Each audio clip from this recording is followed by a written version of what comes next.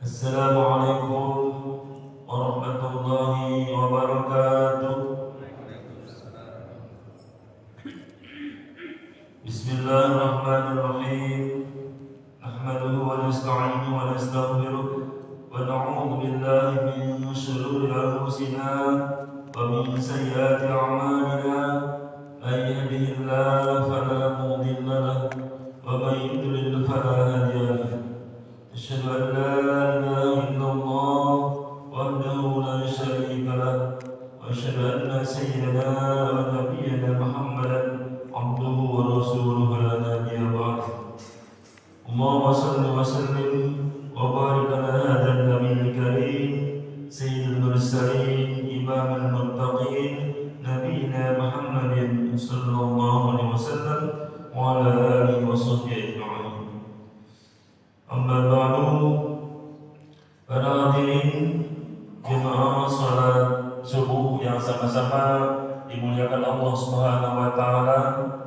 Puji syukur panjatkan kehadirat Allah Subhanahu wa taala yang telah memberikan nikmat rahmat dan hidayahnya pada kita, sehingga pada pagi hari ini Allah telah membangunkan kita dengan keadaan sehat walafiat.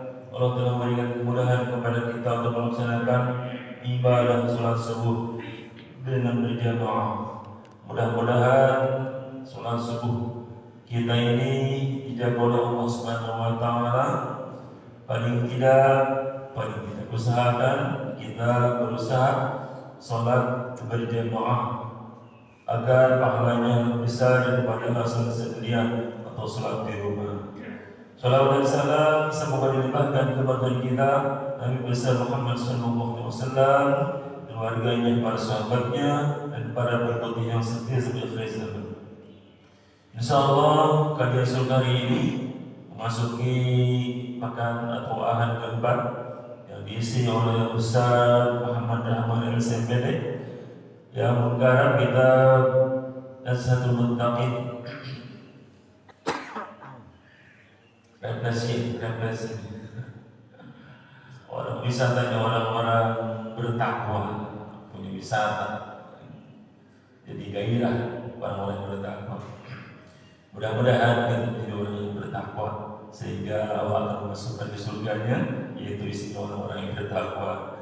Baik, kita awali ta'ala kita berdiri dengan mengucapkan dan berdoa, Rabbi zidni ilman warzuqni fahman. Pada saat Rahman untuk membuka kitabnya, mengkaji pada pagi hari ini dengan segala hormat dipersilakan.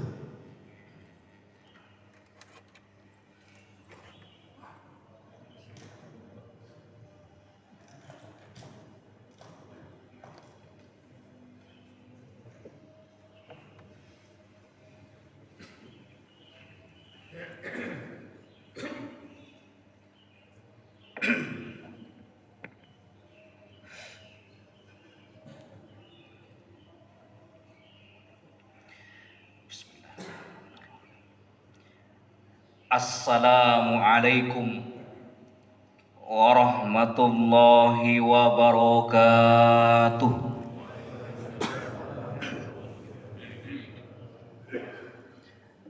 Alhamdulillahi rabbil alamin. Alhamdulillahilladzi an'amana bi ni'matil imani wal islam. Allahumma asbahna ala fitratil Islam wa kalimatil ikhlas wa ala dini nabiyyina Muhammadin sallallahu alaihi wasallama wa ala millati abina Ibrahim hanifan wa ma kana minal musyrikin. Nusalli wa nusallim ala habibina wa qudwatina wa qurrati a'yunina Muhammadin sallallahu alaihi wasallama allazi ballagha risalah wa addal amanah wa nasahal ummah wa kasafallahu bihil gummah wa jahada fillahi haqqa jihadihi hatta atahul yaqin. Yaqulullahu tabaraka wa ta'ala fi kitabihil karim wa huwa asdaqul qailin, a'udzu billahi minasy syaithanir rajim. Wal takum minkum ummatun yad'una ilal khair wa ya'muruna bil ma'ruf wa yanhauna 'anil munkar wa ulaika humul muflihun. Summa qala Rasulullah sallallahu alaihi wasallam, la tazalu ummati bi khairin ma iza qalat sadaqat wa iza hakamat adalat wa iza sturhimat rahimat. Sadaqallahul azim wa sadaqa rasulul karim wa nahnu ala zalika minasy syahidin. Hamba-hamba Allah, jamaah kajian syuruk yang semoga dirahmati oleh Allah Subhanahu wa taala. Pertama kalinya kita sebagai orang yang beriman tidak henti-hentinya untuk senantiasa mendeklarasikan syukur kita kepada Allah Subhanahu wa taala atas berbagai macam karunia dan kenikmatan yang Allah berikan kepada kita. Sampai detik ini dengan izin Allah Subhanahu wa taala, jasad dan ruh kita belum terpisah. Itu artinya Allah masih memberikan momentum kepada kita, kesempatan kepada kita untuk senantiasa beribadah kepada Allah Subhanahu wa taala. Dengan adanya kesempatan hidup ini, agar kita semuanya semakin terdorong, termotivasi untuk mempersiapkan bekal yang terbaik untuk menghadap Allah Subhanahu wa taala. Dan tidak ada bekal yang terbaik selain ketakwaan kita kepada Allah Subhanahu wa taala. Wa tazawwadu, berbekallah kalian, fa inna khairaz zat, karena sebaik-baik bekal bagi orang-orang yang beriman, bagi hamba-hamba Allah yang beriman, at-taqwa. Bekal yang terbaik itu adalah ketakwaan kita kepada Allah Subhanahu wa taala. Dan ketakwaan di sini tidak hanya terkait dengan ibadah-ibadah mahdo yang kita lakukan, tetapi ketakwaan itu adalah terintegrasi, menyatu dengan kehidupan seorang yang beriman. Sejak dia bangun tidur sampai tidur kembali, itu adalah bagi orang-orang yang beriman dalam rangka merealisasikan ketakwaan mereka kepada Allah Subhanahu wa taala. Karena bagi orang yang beriman, apapun pemikirannya, apapun tindakannya, apapun ucapannya, selama itu mendapatkan kecintaan dan keridhaan dari Allah Subhanahu wa taala, maka itu termasuk sarana untuk meningkatkan ketakwaan mereka kepada Allah Subhanahu wa taala. Jamaah sekalian, pagi ini saya akan mengkaji bab yang ke-21 dalam kitab Nuzhatul Muttaqin Syarah Riyadhus Shalihin, yaitu tentang babut ta'awuni 'alal birri wat taqwa. Bab tentang pentingnya berkolaborasi dalam rangka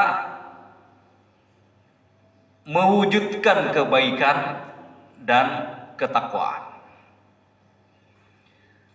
Bapak dan Ibu sekalian, ketika Imam An-Nawawi rahimahullahu ta'ala membahas tentang pentingnya kolaborasi dengan sesama umat muslim, dengan sesama orang-orang yang beriman, beliau pertama kali mengutip surat Al-Maidah ayat yang kedua, di mana Allah Subhanahu wa taala berfirman. Yang dikutip itu oleh Imam An-Nawawi pendek. A'udzubillahi minasyaitonir rajim. Wa ta'awanu 'alal birri wat taqwa. Yang dikutip oleh beliau hanya kalimat itu saja.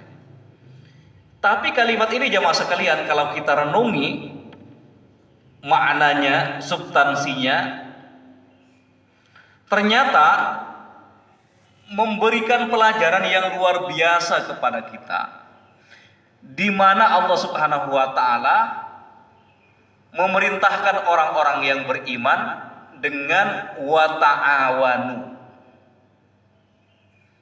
Saling berkolaborasilah kalian. Saling bekerjasamalah kalian. Dan kalau kita runut dengan pandangan ilmu shorof, kata ta'awanu di sini aslinya itu dari kata ta'awana, ya ta'awanu, ta'awunan, fahuwa muta'awinun, wazaka muta'awanun.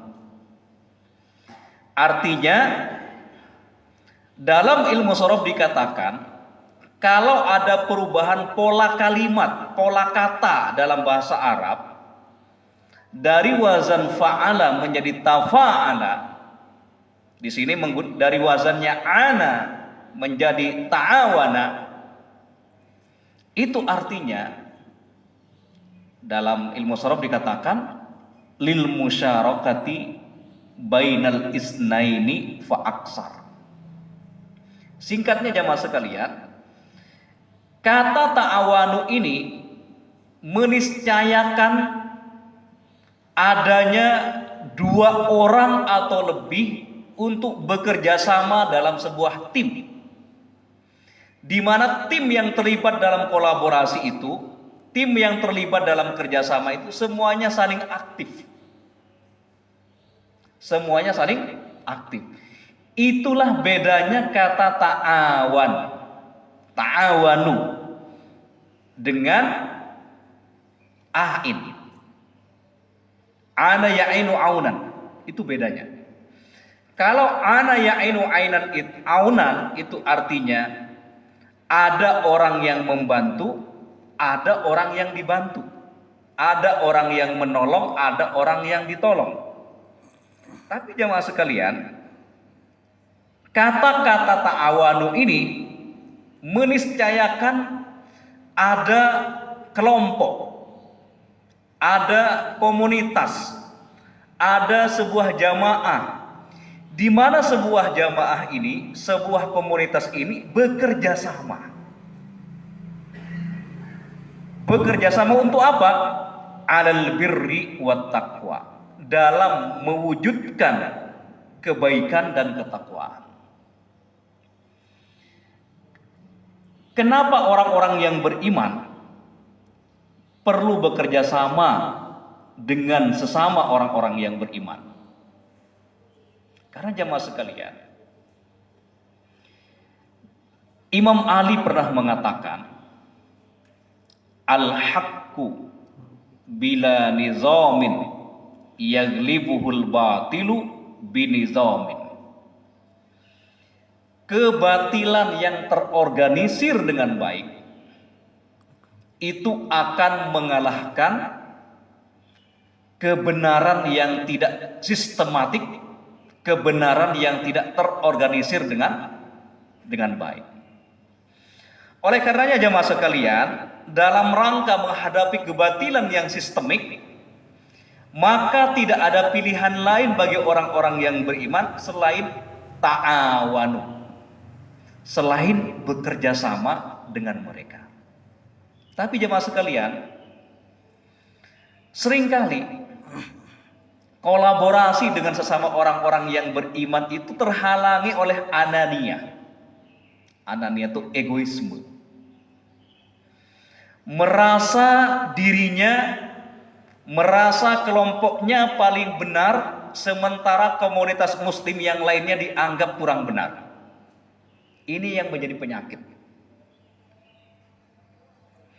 Oleh karenanya, dalam rangka mewujudkan kolaborasi ini, maka kita harus memiliki salamatus sodri, kelapangan dada menghadapi orang-orang yang beriman.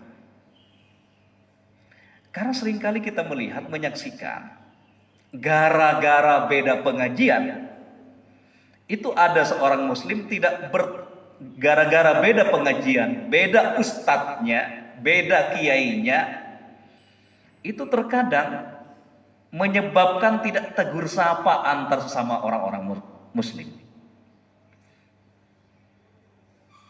Padahal Allah sudah menegaskan, innamal mu'minuna ikhwatun. Hanya orang-orang yang beriman yang bisa bersaudara. Tapi jamaah sekalian yang dirahmati oleh Allah Subhanahu wa taala, kita di lapangan sering menyaksikan kolaborasi sesama orang-orang yang beriman, sesama kaum muslimin tidak terwujud, tidak terrealisasi gara-gara ada anania, egoisme pribadi, egoisme kelompok, egoisme organisasi, egoisme partai dan seterusnya. Padahal jelas-jelas Allah memerintahkan kepada kita wa ta'awanu. Seringkali di masyarakat, gara-gara perbedaan fikih, gara-gara perbedaan yang sifatnya ranting-ranting dalam agama, kita itu terjadi chaos, konflik, terjadi sengketa dengan sesama orang-orang yang beriman. Padahal jemaah sekalian yang dirahmati oleh Allah Subhanahu wa taala, pada prinsipnya orang-orang yang beriman itu semuanya sama. Prinsip-prinsip yang dimiliki oleh orang-orang yang beriman itu sama. Kalau kita merenung sejenak, Al-Quran kita sama. Siapapun orang-orang yang beriman di muka bumi ini, Al-Qurannya sama.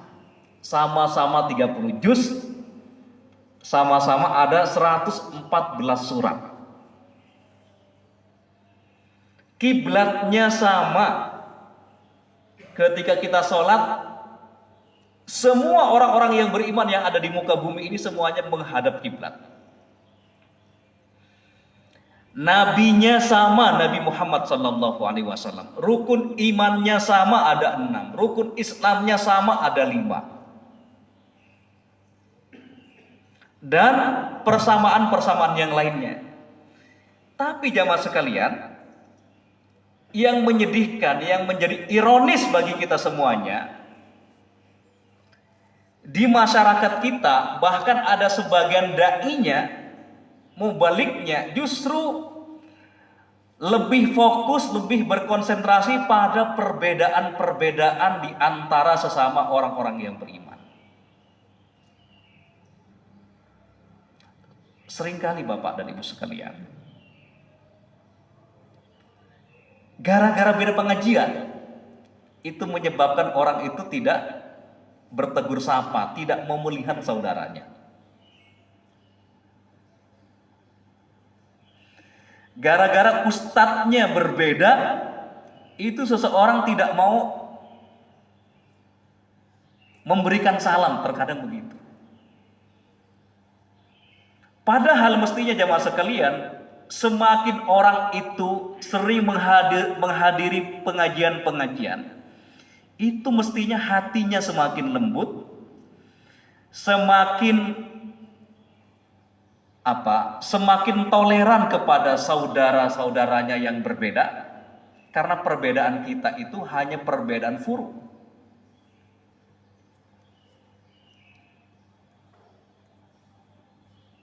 Jangan sampai perbedaan-perbedaan yang sifatnya furu'iyah menyebabkan kita itu bercerai-berai.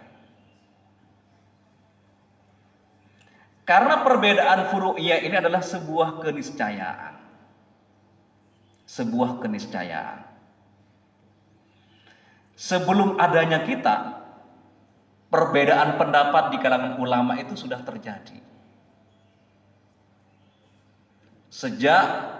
Bahkan sejak zaman sahabat pun sudah terjadi perbedaan pendapat. Oleh karenanya jemaah sekalian yang dirahmati oleh Allah Subhanahu wa taala, supaya kita bisa mewujudkan kolaborasi dan bekerja sama dengan sesama orang-orang yang beriman, maka kita semuanya harus fokus kepada persamaan-persamaan yang kita miliki, dan kita toleran dengan perbedaan-perbedaan yang ada. Selama kita fokus kepada perbedaan-perbedaan sesama orang-orang yang beriman, maka kerjasama, maka kolaborasi itu tidak akan pernah terwujud. Ini menjadi PR kita semuanya. Jangan sampai umat Nabi Muhammad SAW yang dikatakan sebagai khairu ummah, sebagai umat yang terbaik, justru terjadi chaos, terjadi konflik, terjadi sengketa di antara sesama orang-orang yang beriman. Solusinya adalah kita ini harus bisa membedakan mana perkara-perkara yang prinsip, mana perkara-perkara cabang. Jangan sampai kita menjadikan perkara cabang sebagai perkara prinsip. Atau sebaliknya, jangan sampai kita menjadikan perkara-perkara yang pokok sebagai perkara yang cabang. Ini kita perlu namanya fiqhul ikhtilaf. Fikih bagaimana kita memahami khilafiyah, perbedaan-perbedaan pendapat di kalangan kaum muslimin. Karena kalau kita memahami mana yang prinsip, mana yang pokok, mana yang usul, mana yang furu', maka kita akan beragama itu tidak akan mudah terombang-ambing. Kita akan memiliki prinsip yang membuat kita itu tegak lurus. Nah, jamaah sekalian yang dirahmati oleh Allah Subhanahu wa taala, dalam rangka berkolaborasi ini ada sebuah ungkapan ulama yang mengatakan nata'awanu fima ittafaqna alaihi. Kita dengan sesama orang-orang yang beriman nata'awan, bekerja sama fima ittafaqna alaihi, pada perkara-perkara yang kita sepakati bersama. Apa saja perkara-perkara yang kita sepakati bersama jamaah sekalian? Ini menjadi tugas para mubalik, para da'i, para masyarakat. Fokus kepada persamaan-persamaan sesama orang-orang yang beriman. Kita ini menghadapi masalah besar. Tapi seringkali kita lebih fokus kepada masalah-masalah yang kecil. Masalah besar yang kita hadapi sekarang misalkan jamaah sekalian, kita ini menghadapi kaum muslimin yang masih banyak buta huruf Al-Quran. Yang bisa baca Quran dari mayoritas Indonesia yang penduduknya muslim ini berapa persen? Bayangkan kalau kaum muslimin bahu-membahu untuk memberantas buta huruf Al-Quran ini, maka negara kita yang kita cintai ini, ya, atau kaum muslimin yang ada di Indonesia ini akan menjadi umat yang cerdas. Ya. Bayangkan kalau misalkan organisasi-organisasi Islam bekerja sama dalam memberantas masalah buta huruf Al-Quran ini, maka lama-kelamaan kaum muslimin ini akan menjadi umat yang cerdas. Itu yang pertama, jamaah sekalian. Itu yang kita hadapi. Yang kedua, misalkan kita ini kan hidupnya sering di masjid. Maksud saya dari rumah terus ke masjid, ke tempat kerja. Artinya lingkungan kita ini adalah lingkungan yang baik. Ternyata jamaah sekalian, kalau kita perhatikan orang-orang di luar sana, itu masih banyak yang belum melaksanakan sholat.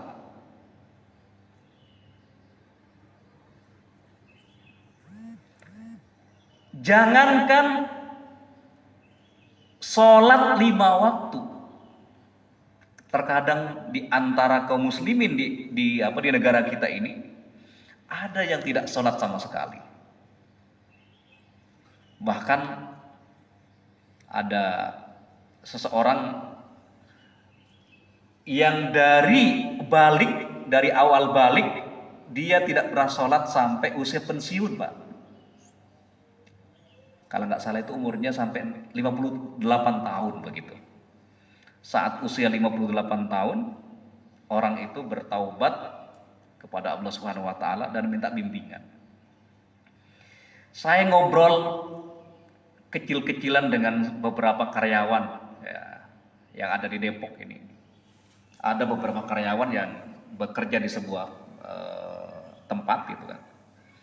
Saya tanya kepada mereka bagaimana mereka sholat.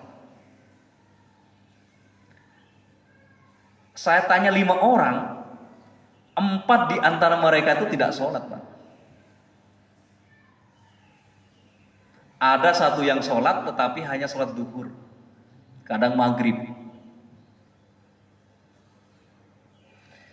Ini masalah yang mestinya kita sepakat semuanya, sesama orang-orang yang beriman, bagaimana orang-orang yang beriman, bagaimana kaum muslimin ini bisa menegakkan sholat, paling tidak sholat berjamaah, paling tidak sholat 5 waktu maksud saya. Karena ketika lingkungan kita hanya dari rumah ke masjid, kita barangkali merasa bahwa kaum muslimin ini sedang baik-baik saja. Tapi kalau kita perhatikan di sana, di luar sana, itu masih banyak orang-orang muslim yang belum melaksanakan sholat. Ini menjadi PR kita. Bahkan saya membaca survei, orang kaum muslimin yang sholat itu paling tinggi itu sampai 20%, Pak. Maksudnya sholat yang tidak bolong-bolong begitu. Artinya tugas besar kita ini sangat besar sebenarnya. Nah, jamaah sekalian yang dirahmati oleh Allah Subhanahu wa taala. Kemudian ada masalah pemurtadan, kristenisasi. Terutama di tempat-tempat kaum muslimin yang membutuhkan bantuan itu masih terjadi pemurtadan. Nah, jamaah sekalian yang dirahmati oleh Allah Subhanahu wa taala, jadi kolaborasi itu adalah sebuah keniscayaan bagi kita. Kita fokus kepada persamaan-persamaan yang kita miliki, tapi dalam masalah perbedaan fikih, maka kita toleransi. Jangan sampai kita punya kemauan untuk menyatukan semua fikih kaum muslimin. Itu mustahil, Pak. Misalkan kita punya keinginan untuk mengkunutkan semua orang-orang yang beriman itu kunut subuh misalkan. Atau sebaliknya kita punya keinginan bagaimana menghapus kunut subuh kunut subuh. Itu mustahil, Pak. Mustahil terjadi. Yang benar itu adalah kita saling bertoleransi dengan perbedaan-perbedaan fikih. Karena semua perbedaan fikih itu ada dalilnya. Ada dalilnya. Kalau kita bukan orang yang memiliki kapasitas dan kapabilitas keilmuan, kita itu cukup saja mengikuti ucapan ulama. Fas'alu ahla zikri in kuntum la ta'lamun. Dalam masalah-masalah yang kita hadapi dalam kehidupan sehari-hari, kalau kita tidak mengerti hukumnya, maka bertanyalah kepada ahlinya. Dalam konteks masuk kalian yang dirahmati oleh Allah Subhanahu wa taala. Kemudian Al-Imam An-Nawawi mengutip surat Al-Asri. Surat Al-Asri ini sudah pernah kita bahas. Tapi yang menjadi konsentrasi kita pada pagi ini adalah kalimat illal ladzina amanu wa amilus solihat wa tawasau bil haqqi wa tawasau bis sabr. Dalam surat Al-Asri ini dikatakan bahwa semua manusia itu berada dalam kerugian. Yang tidak merugi itu ada dua kelompok. Kelompok yang pertama adalah amanu wa amilus solihat.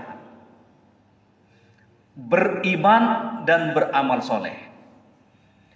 Beriman dan beramal soleh ini adalah cerminan seseorang memiliki kesolehan pribadi.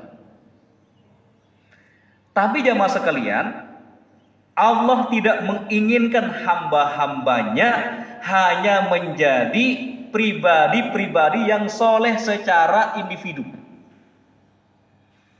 Makanya di sini Allah menambahkan sifat orang-orang yang beruntung itu. Orang-orang yang beruntung itu sifatnya yang kedua adalah watawasau bil haq, yaitu orang-orang yang berkolaborasi. Orang-orang yang bekerja sama, yang saling berwasiat, saling menasehati dalam kebenaran dan saling menasehati dalam kesabaran. Jadi jamaah sekalian, kalimat tawasau ini wazannya, pola kalimatnya sama dengan ta'awanu.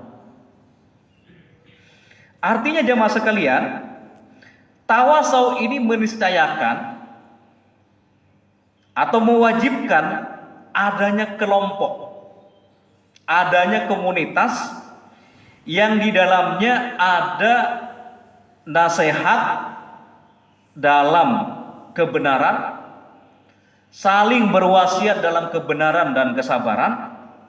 Karena itulah ciri orang-orang yang beriman yang memiliki kesolehan sosial. Jadi jemaah sekalian, seringkali kita bertanya,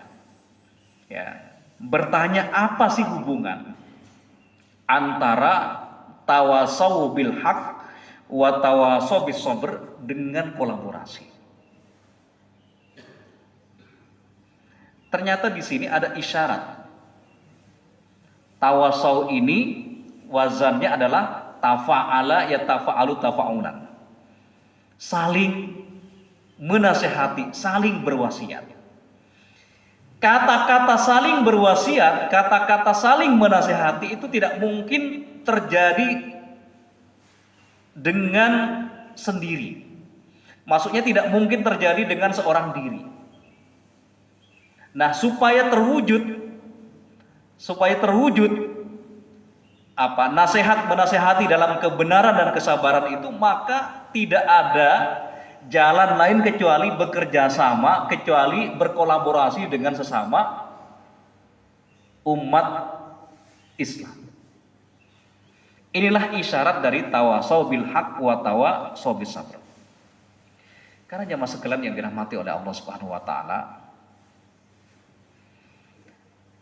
kata-kata amanu wa amilus solihat itu bisa dikatakan sebagai pola hubungan manusia dengan Al-Khaliq, dengan Allah Subhanahu wa taala. Artinya surat Al-Asr ini ya secara tidak langsung menegaskan kepada kita bahwa orang-orang yang tidak merugi itu adalah orang-orang yang memiliki hubungan baik dengan Allah, yaitu hablum minallah, yang diwujudkan dengan amanu wa amilus solihat. Itu beriman dan beramal soleh. Dan orang-orang yang beruntung yang kedua adalah orang-orang yang tidak merugi yang kedua adalah orang-orang yang bisa mewujudkan hablum minan nas, hubungan sesama manusia secara baik. Dibuktikan dengan apa? Kita memiliki pola hubungan baik dengan sesama manusia. Itu dibuktikan dengan tawasau bil haq wa tawasau bis sabr. Karena jamaah sekalian, kita tidak mungkin bisa saling berwasiat dalam kebenaran dan kesabaran kalau kita tidak memiliki hubungan baik dengan sesama manusia. Karena ketika kita memberikan nasihat, memberikan wasiat takwa kepada saudara kita, itu menunjukkan ada mahabbah, ada rasa sayang, ada rasa cinta dalam hati kita terhadap saudara kita. Oleh karena jemaah sekalian yang dirahmati oleh Allah Subhanahu wa taala, dalam kehidupan orang-orang yang beriman, kesolehan individu dan kesolehan sosial itu tidak boleh dipisah-pisahkan. Karena dalam berbagai keterangan, dalam berbagai riwayat dikatakan bahwa orang-orang yang bangkrut, bahwa orang-orang yang merugi pada hari kiamat itu adalah bukan orang-orang yang tidak banyak ibadahnya secara pribadi. Orang yang bangkrut kata Nabi Shallallahu Alaihi Wasallam adalah orang yang banyak sholatnya, banyak zakatnya, banyak hajinya dan seterusnya. Tetapi yang menyebabkan mereka bangkrut itu karena tidak memiliki hubungan baik dengan sesama manusia. Ini yang menjadi PR kita. Jangan sampai kita menjadi ahlul masjid. Kita sering sholat di masjid, beribadah di masjid, tapi memiliki hubungan yang tidak baik dengan tetangga, dengan masyarakat yang ada di sekitar kita. Karena itu berbahaya jemaah sekalian. Dalam sebuah hadis dijelaskan bahwa ada seorang wanita yang taat beribadah kepada Allah Subhanahu wa taala. Tapi dikatakan oleh Nabi Shallallahu Alaihi Wasallam bahwa wanita tersebut nanti masuk neraka.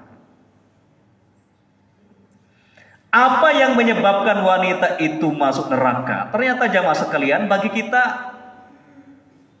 kita masalahnya itu adalah masalah yang enteng dan ringan.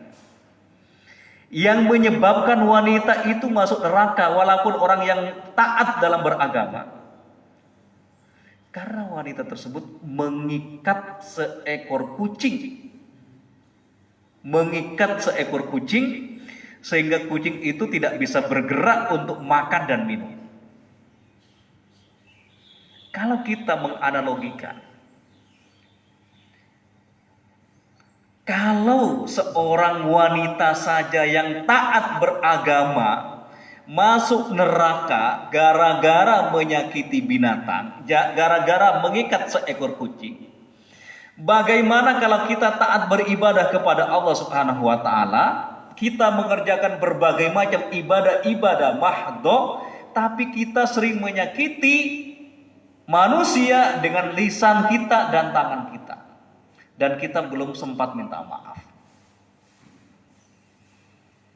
Oleh karenanya jamaah sekalian yang dirahmati oleh Allah Subhanahu wa taala, dalam ajaran Islam Seseorang dikatakan berakhlak itu kan, akhlak itu kan apa? Kata tunggalnya adalah khuluq. Khuluqun khuluqani akhlak. Seseorang dikatakan berakhlak itu apabila bisa mengkombinasikan hubungan baik. Yang pertama, hubungan baik dengan al-khaliq. Jadi kata khulqun itu kan, khuluqun itu ada kaitannya dengan al-khaliq.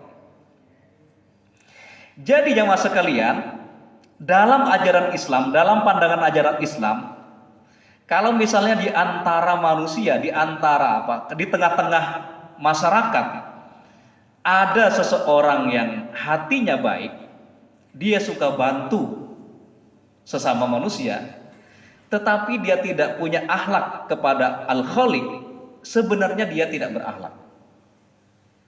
Dia hanya baik dalam pandangan budaya.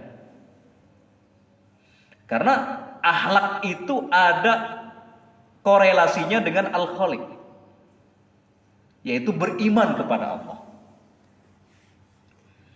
Tapi jangan lupa, dalam ajaran Islam, akhlak itu juga ada hubungannya dengan makhluk. Berakhlak kepada Al-Khaliq dan berakhlak dengan sesama makhluk. Al-khulqu atau al-akhlaqu ma'al khaliq wal akhlaqu ma'al makhluk. Di samping kita punya hubungan baik dengan Allah Subhanahu wa taala, maka kita sesama manusia juga harus berakhlak. Jadi al-akhlaqu ma'al khaliq wal akhlaqu ma'al makhluk. Itulah akhlak yang sebenarnya dalam ajaran Islam. Nah, jamaah sekalian yang dirahmati oleh Allah Subhanahu wa taala, kemudian Imam An-Nawawi mengutip sebuah hadis yang diriwayatkan oleh sahabat Zaid bin Khalid Al-Juhani, di mana Rasulullah Shallallahu Alaihi Wasallam bersabda, "Man jahaza gozian fi sabilillahi faqad goza." Ini hadis ini menarik ya mas sekalian. Man jahaza, barang siapa yang menyiapkan bekal, barang siapa yang membantu gozian, seorang mujahid, seorang yang berperang fisabilillah di jalan Allah, faqad goza, maka dia dianggap menjadi bagian dari jihad tersebut. Padahal dia hanya membantu persiapan keberangkatannya, membantu bekalnya dan seterusnya. Tapi pahalanya dia seperti sebagai seorang mujahid. Wa man khalafa ghaziyan fi ahlihi bi khairin faqad ghaza. Barang siapa yang mengcover, barang siapa yang membantu keluarga seorang mujahid yang berperang di jalan Allah, faqad ghaza, maka dia juga dianggap telah berjihad di jalan Allah Subhanahu wa taala. Hadis ini jamaah sekalian menunjukkan bahwa kolaborasi itu adalah sebuah keniscayaan.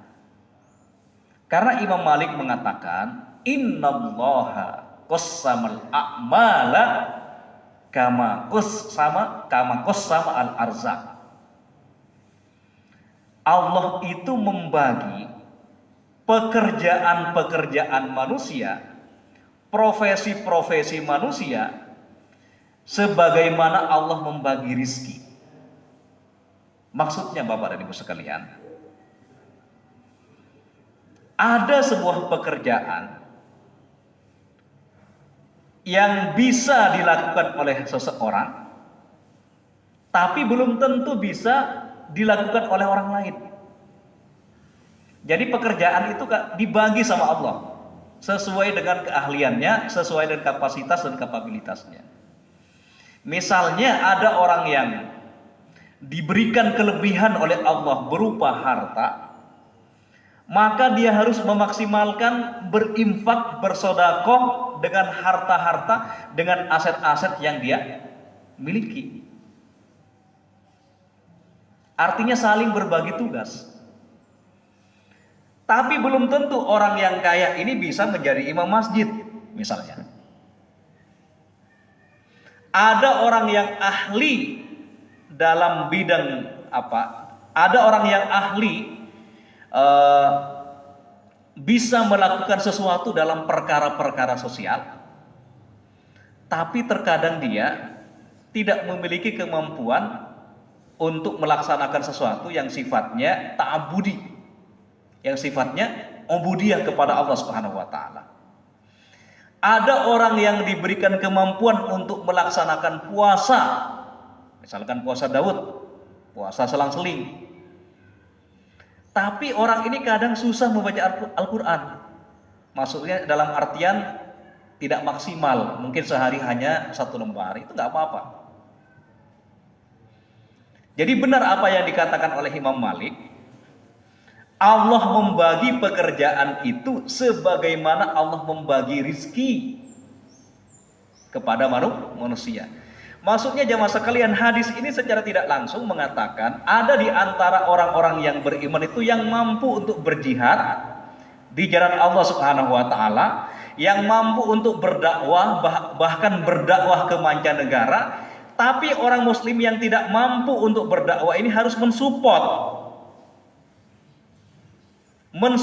dengan infak, mensupport dengan makanan, mensupport dengan bekal. Itulah yang namanya kolaborasi.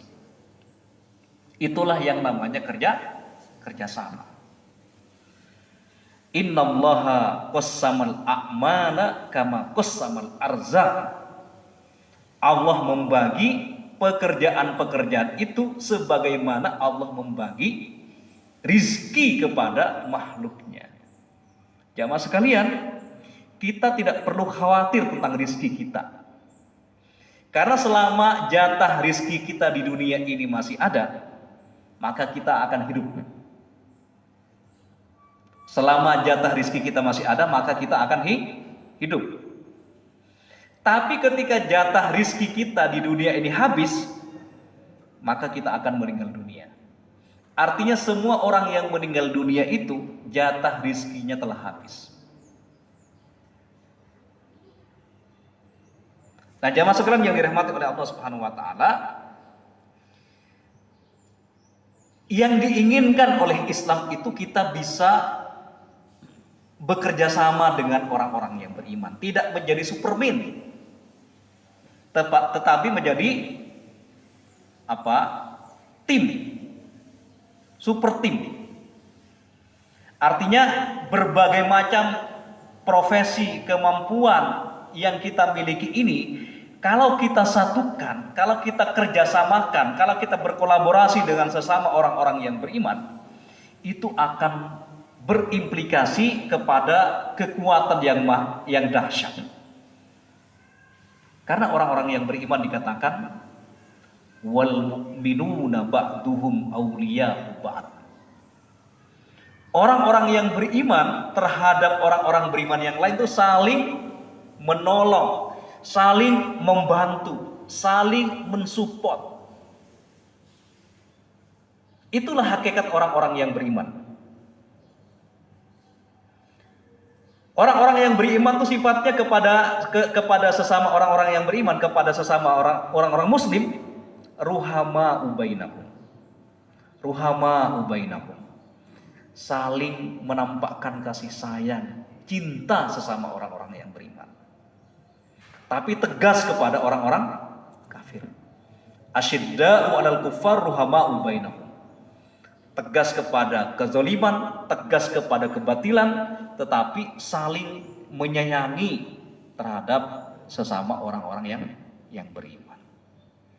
Nah, jamaah sekalian yang dirahmati oleh Allah Subhanahu wa taala, semoga kajian yang singkat ini memberikan spirit kepada kita, semangat kepada kita, bahwa kita hidup di dunia ini harus bisa merealisasikan kesolehan individu yang itu bisa diwujudkan dengan pola hubungan baik kita dengan Allah Subhanahu wa taala, sekaligus kita bisa mewujudkan kesolehan sosial yang itu bisa dibuktikan dengan bekerja sama dengan sesama orang-orang yang beriman.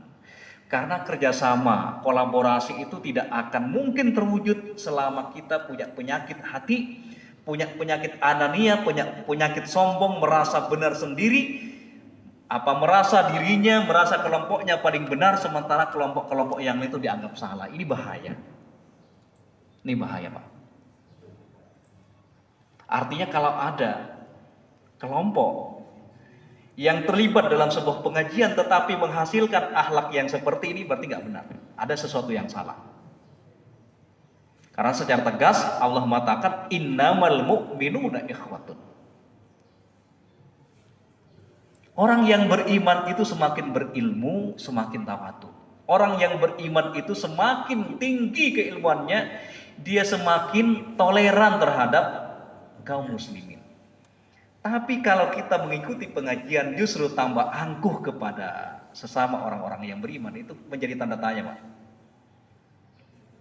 Menjadi tanda tanya. Barangkali ada doktrin-doktrin yang salah. Ada doktrin-doktrin yang keliru dalam kajiannya itu. Karena Allah menegaskan bahwa yang bisa bersaudara itu adalah orang-orang mukmin. Artinya kalau ada orang mukmin yang kalau ada manusia yang mengaku mukmin tapi tidak bisa bersaudara, itu artinya apa, Pak? Ya, bisa disebut sendiri. Nah, jamaah sekalian yang dirahmati oleh Allah Subhanahu wa taala, barangkali ada yang mau ditanyakan? Ya. Silakan.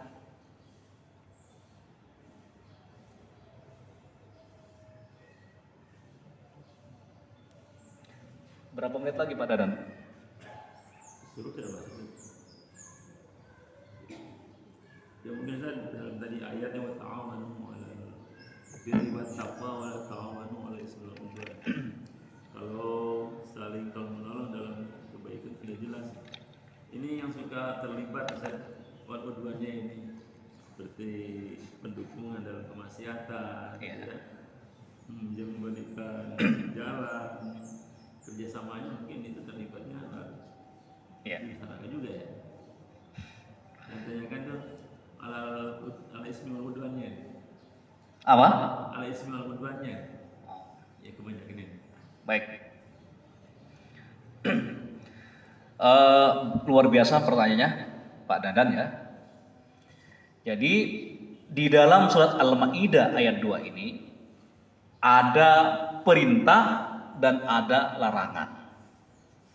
Perintahnya adalah bekerja sama, berkolaborasi dalam kebaikan dan ketakwaan.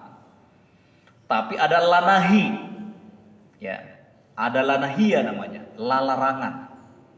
Wala ta'awanu, janganlah kalian bekerja sama 'alal ismi wal 'udwan, pada perbuatan dosa dan perbuatan yang tidak baik.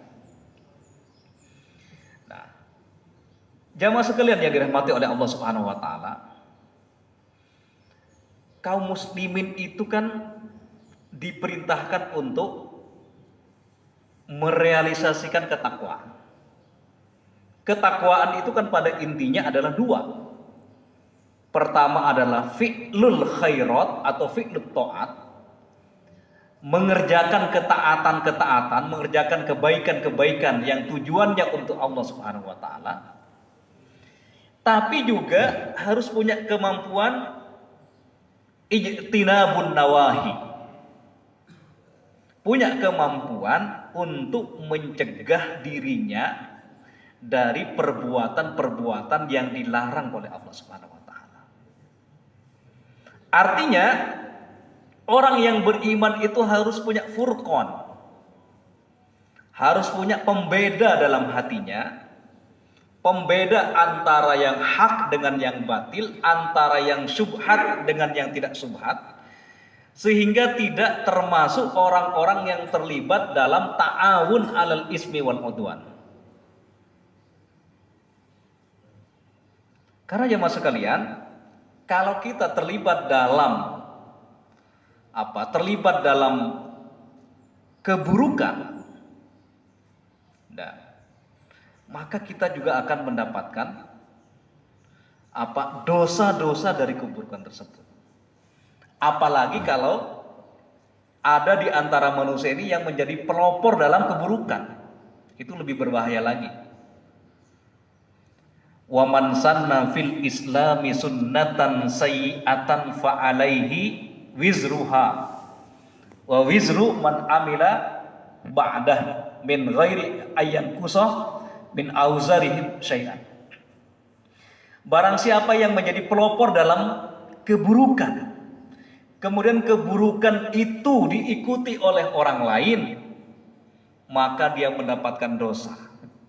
Dan dosa dari orang yang mengikutinya, namanya ada dosa jariyah Pak ternyata. Dosa dari orang yang mengikutinya, dalam hadis yang lain, hatta yaumil qiyamah, sampai hari kiamat. Ini bahayanya Pak. Oleh karenanya ketika Nabi SAW menjelaskan tentang Qabil, putra dari Nabi Adam yang pertama kali melakukan pembunuhan, Nabi mengatakan, ma min nafsin tuqtalu zulman illa ibnu Adam al-awwal kiflun min damiha. Itu dalam sebuah hadis. Tidaklah seseorang yang terbunuh secara zalim, maksudnya kalau ada pembunuhan secara zalim yang ada di muka bumi ini, melainkan Qabil bin Adam itu mendapatkan kecipratan dari dosanya. Karena beliau, Qabil adalah orang yang pertama kali melakukan pembunuhan di muka bumi ini. Jadi jemaah sekalian, kita itu harus punya kepekaan. Orang yang beriman itu punya kepekaan, mana yang baik, mana yang salah, mana yang hak, mana yang batil. Jangan sampai kita melakukan at-ta'awun 'alal ismi wal udwan. Jangan sampai kita terlibat dalam dalam keburukan-keburukan yang yang dilakukan oleh orang lain. Contohnya banyak sebenarnya Pak. Ya misalkan ya, dalam hadis dikatakan bahwa riba itu kan dilarang. Dalam hadis dikatakan pencatatnya, saksinya, dan orang-orang yang terlibat dalam riba itu semuanya berdosa. Contoh misalkan. Tapi riba di sini ada pembahasan khusus ya. Jangan sampai kita mudah melabelisasi sesuatu yang masih diperdebatkan sebagai perkara riba. Ini membutuhkan kajian yang dalam juga. Ya intinya jamaah sekalian, kita juga harus progresif dalam melakukan kebaikan, tapi juga punya kepekaan supaya tidak terlibat dalam keburukan-keburukan yang dilakukan oleh orang lain. Ya begitu Pak Dadan ya. Wala ta'awanu 'alal ismi wal 'udwan.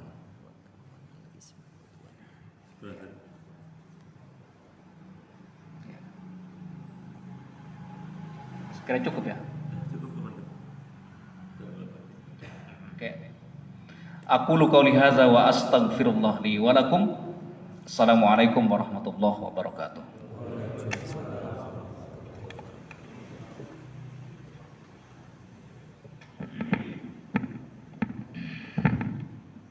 Alhamdulillah, haturkan jazakallahu khairan atas pembahasannya Ustaz Muhammad Hamad Al-CMPD. Mudah-mudahan apa yang kita dapatkan hari ini ilmu bisa memanfaatkannya. Asal jangan kita terlibat dalam alal ilmi wal udwan Bapak-bapak ya. Karena kalau bir dan takwa sudah sudah kita biasakan ya kebaikan dan bertakwa kepada Allah Subhanahu wa taala. Baik, kita tutup kajian pada pagi hari ini dengan doa kifaratul majlis. Subhanakallahumma bihamdik asyhadu an la ilaha illa anta astaghfiruka wa atubu ilaik. Wassalamualaikum warahmatullahi wabarakatuh.